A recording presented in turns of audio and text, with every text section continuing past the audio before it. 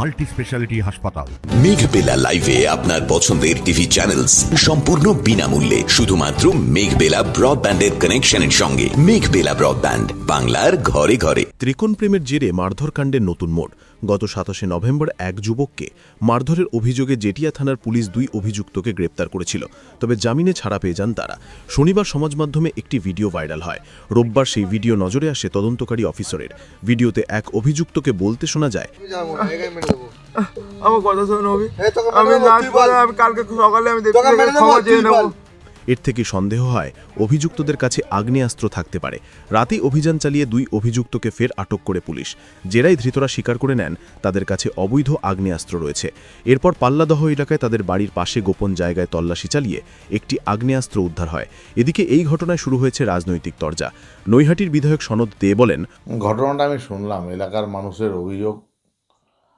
ঘটনা ঘটার পর তারা পুলিশের কাছে গেছিল, পুলিশ গ্রেপ্তার করেছে আসামি 2জনকে, কিন্তু একটা নমিনাল সেকশনে তাদের পাঠিয়েছে, বেলও হয়ে গেছে তাদের। কিন্তু ঘটনাটা আমি গতকাল থেকে শুনতে পাচ্ছি যে একটা ত্রিকোণ প্রেম হোক আর যাই হোক, কিন্তু এইভাবে একটা ছেলেকে রাতভর ধরে তাকে আটকে রেখে আগে বারে যে মদ খেয়ে উল্লাস বারে গিয়ে মদ খেয়েছে, মদ খেয়ে এসে তাকে আটকে রেখে সারা রাত ধরে, ওই সে আমবাগানের মধ্যে তাকে আটকে রেখে মারধর করা এবং মুখে প্রস্রাব করে দেওয়া, আমি এর তীব্র নিন্দা জানাই।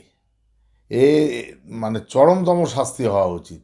আমি প্রশাসনের সাথে কথা বলেছি, আমি ওসি জেটিয়ার সাথে এবং তার ঊর্ধ্বতন কর্তৃপক্ষের সাথে কথা বলেছি। পুলিশের পদক্ষেপ নিয়ে কি বলবেন? এই যে ধরলো আবার ছেড়ে দিল, এর মধ্যে কি না, পুলিশ ধরে তাদের কোর্টে ফরওয়ার্ড করেছিল, কোর্ট থেকে বেল হয়েছে। কিন্তু আমি পুলিশের ঊর্ধ্বতন কর্তৃপক্ষের সাথে কথা বলেছি যে এদের সেকশন অ্যাড করে চরম শাস্তির দাবি আমি করেছি। নতুন করে এদের মানে চার্জশিটে এবং সেকশন কি করে দিয়ে এই যে মুখের মধ্যে প্রস্রাব করে দেওয়া, মদ খাইয়ে প্রস্রাব করে দিয়ে সারা রাত ভোর মারধর, এবং তার ভিডিও করেছে, সেই ভিডিও প্রকাশ্যে এসছে। এ চরম শাস্তি হওয়া উচিত। আমি তীব্র নিন্দা করছি এবং পুলিশের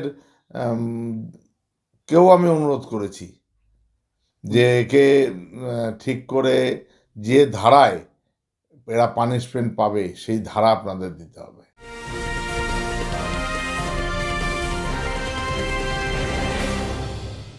উত্তর 24 পরগনা ও তার আশপাশের এলাকার মানুষের সেবায় ক্যাথ ল্যাবের মতো অত্যাধুনিক সুবিধা নিয়ে পরিষেবায় ব্রতী সারদা মাল্টি স্পেশালিটি হাসপাতাল।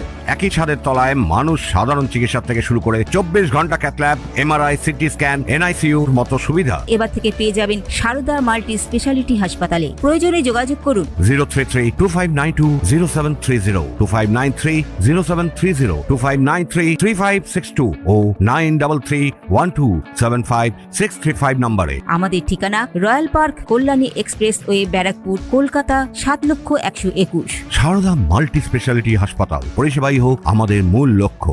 অপরদিকে বিজেপি নেত্রী ফাল্গুনী পাত্র বলেন, মুক্তাঞ্চল সন্ত্রাসবাদীদের এই সারা পশ্চিমবঙ্গ, নৈহাটি, ব্যারাকপুর তার থেকে বাদ যাবে না, এটাই স্বাভাবিক। দেখুন, একটা ছেলেকে কি নৃশংসভাবে তাকে মারা হয়েছে, তার গায়ে মুখে প্রস্রাব করে দেওয়া হয়েছে। এটা মধ্যযুগীয় বর্বরতাকেও হার মানায়। এত সাহস পায় কোথা থেকে? কারণ স্বভাবতই এখানে প্রশাসন নিষ্ক্রিয়, কারণ তৃণমূল বললে ধরবে, না হলে ধরবে না। কারণ না হলে এই ছেলেটা কিভাবে জামিন পেয়ে যায় ধরার পরে? কিভাবে এই ভিডিও পুলিশ, আমরা শুনলাম যেটা পুলিশ বলেছে, আমরা ভিডিও এখনও পাইনি, সারা জায়গায় ঘুরে বেড়াচ্ছে, পাবলিক ভিডিও পায়, পুলিশ পায় না। তাহলে পুলিশ কিভাবে তদন্ত করে? পুলিশের ইন্টেলিজেন্স কোথায় আছে? অ্যাকচুয়ালি নেই, কারণ পুলিশ অপেক্ষা করে রয়েছে যে তৃণমূল কী বলবে তার উপরে তারা ডিসিশন নেবে। এই ধরনের প্রাণঘাতী হামলা, তাকে তো মেরেও ফেলতে পারতো আমরা যেভাবে দেখছি, এবং যে রক্তাক্ত, এবং সেটা ছবি তুলে ছড়াচ্ছে, তার মুখে শরীরে প্রস্রাব করে দিচ্ছে। এ তো নারকীয় ঘটনা, মধ্যযুগীয় বর্বরতাকেও হার মানায়। এই ঘটনা আজকের দিনে দাঁড়িয়ে ঘটছে।